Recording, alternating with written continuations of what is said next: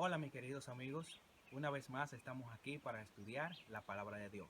En este momento vamos a estudiar ya el último capítulo del libro de Daniel. Ya hemos llegado al final de esta experiencia maravillosa. Así que quiero pedirte que tengamos una palabra de oración para ver lo que nos presenta este capítulo. Oramos.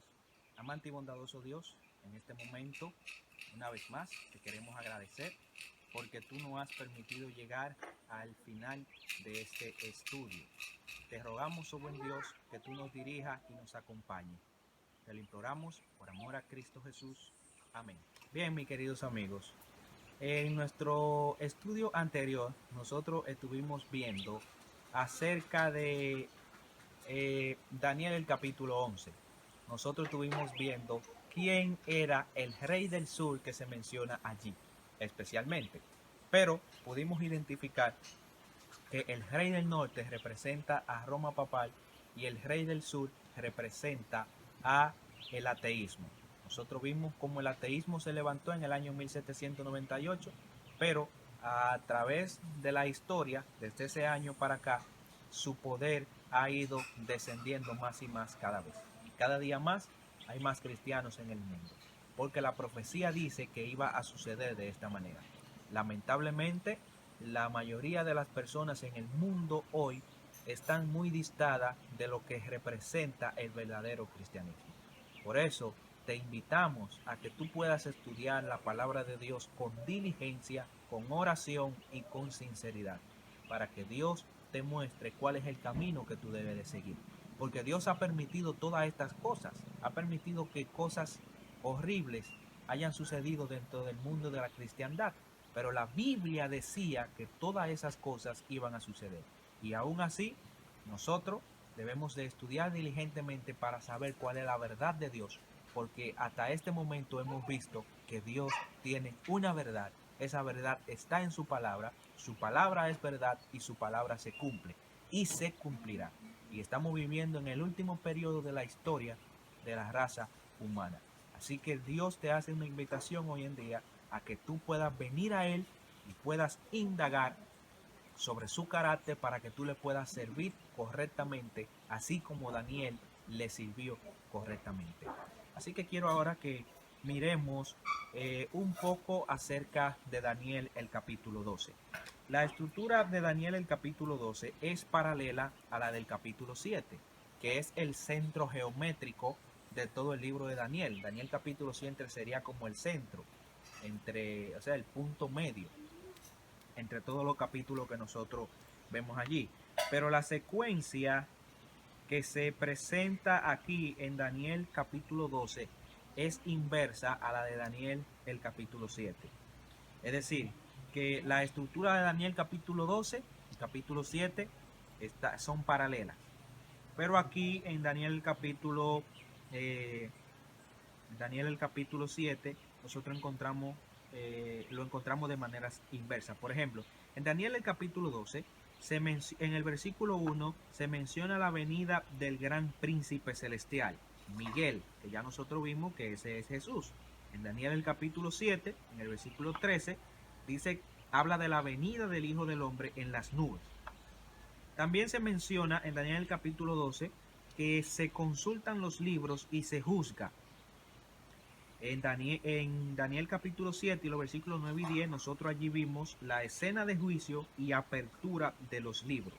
Es decir, que están conectados estos libros, están relatando lo mismo. Ya en la etapa final, hemos visto que ya el juicio es la etapa final que Jesús está desempeñando para saber a quiénes va a venir a buscar en su segunda venida.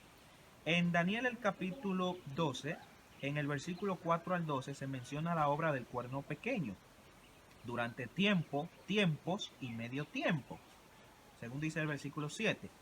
Y en Daniel capítulo 7 se menciona también la obra del cuerno pequeño, habla de él en el versículo 8 y también en el versículo 25, y dice que va a gobernar por tiempos y la mitad de un tiempo.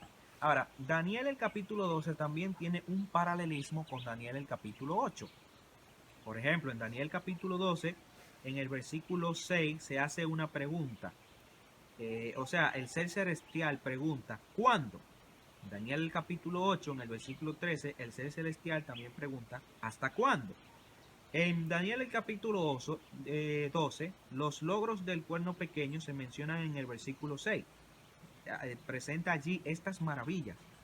Y en Daniel capítulo 8, también en el versículo 24 se mencionan los logros del cuerno pequeño.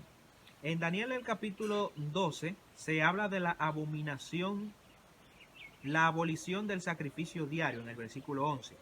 Y en Daniel capítulo 8 también habla de la abolición del sacrificio diario en el versículo 11. Es decir, mis queridos amigos, que indudablemente esto está relatando el final, el conflicto final, la batalla final ya en los últimos días. Así que Dios hoy en día nos está haciendo un llamado. Nosotros hemos de decidirnos por Jesús, por su pueblo, por su verdad, por su palabra, por ser leales a Él, por pertenecer a Él, por servirle, amarle y obedecerle. Eso es lo mejor que nosotros podemos hacer. Estamos ya a punto de entrar en este gran conflicto final y nosotros hemos de decidirnos, mis queridos amigos, por el Señor, porque solamente en Él estaremos seguros y solamente en Él nosotros podemos ser restaurados y podemos tener vida en abundancia. Ahora, miremos los detalles finales de este capítulo. En Daniel, el capítulo 12, o nosotros podemos preguntarnos, ¿cuándo será el fin?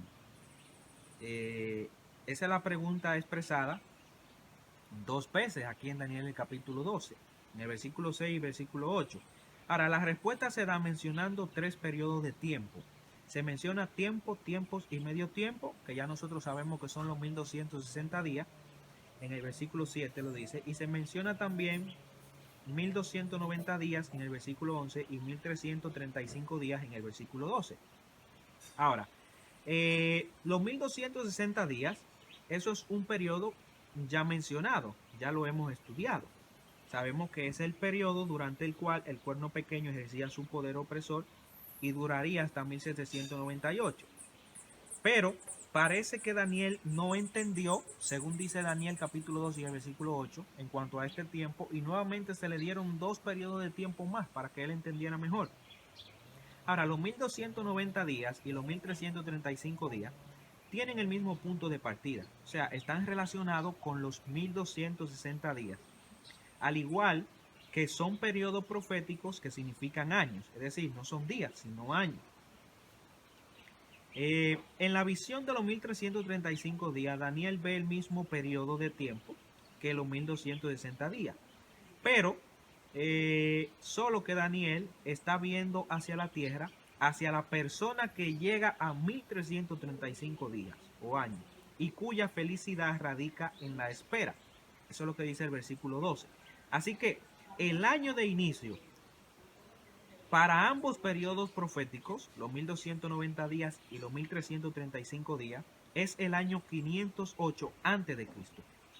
Es decir, los 1290 días nos lleva a 1798. Si desde el 508 tú sumas 1290 días, eso te va a llevar hasta el año 1798.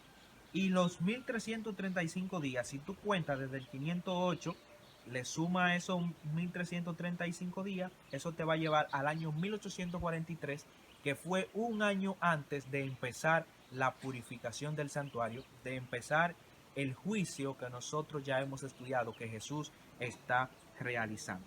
Ahora, ¿qué fue lo que sucedió en el año 508? Que Dios lo tomara en cuenta como punto de partida para señalar profecías. En este año, la iglesia medieval reforzó su prestigio político con la ayuda de Clodoveo, que era el rey de una de las tribus bárbaras, porque Roma tuvo que ganarse a las demás tribus que quedaron. Ustedes saben que Roma se dividió en 10 y derribó a 3 de esas tribus, pero a las demás tribus tuvo que ganársela, y esas tribus le decían bárbaras, era por algo. Esas personas eran inhumanos. Así que tuvieron que ganarse a ellos. Así que en el año 508, Roma consiguió el prestigio político con la ayuda de Clodoveo rey de los francos, que fue el primer rey de los francos que se convirtió al cristianismo. Así que, literalmente, Daniel capítulo 12 y el versículo 11 dice: desde el tiempo que se ha quitado el continuo, con el propósito de establecer en su lugar la abominación que causa desolación, habrá 1290 días. A los cristianos que experimentaron la experiencia de 1844 se les considera felices por la espera que pasaron, a pesar que finalmente fue un chasco. Es decir, que decía que los 1335 días, cuando pasaran, eh, iban a ser felices. Y en 1844 hubo un movimiento que se conoció como el movimiento adventista. Ellos dijeron, estaban esperando la segunda venida de Jesús porque estudiaron la Biblia y creían que Jesús venía en ese año. Pero Jesús no vino.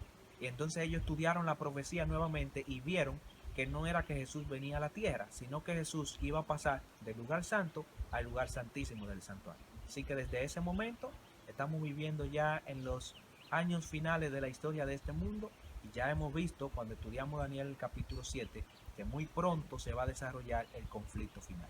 Así que, mi querido amigo, Dios te hace esta maravillosa invitación a que tú puedas poner de tu parte.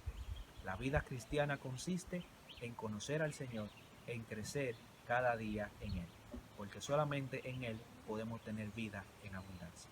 Que Dios pueda bendecirte grande e inmensamente.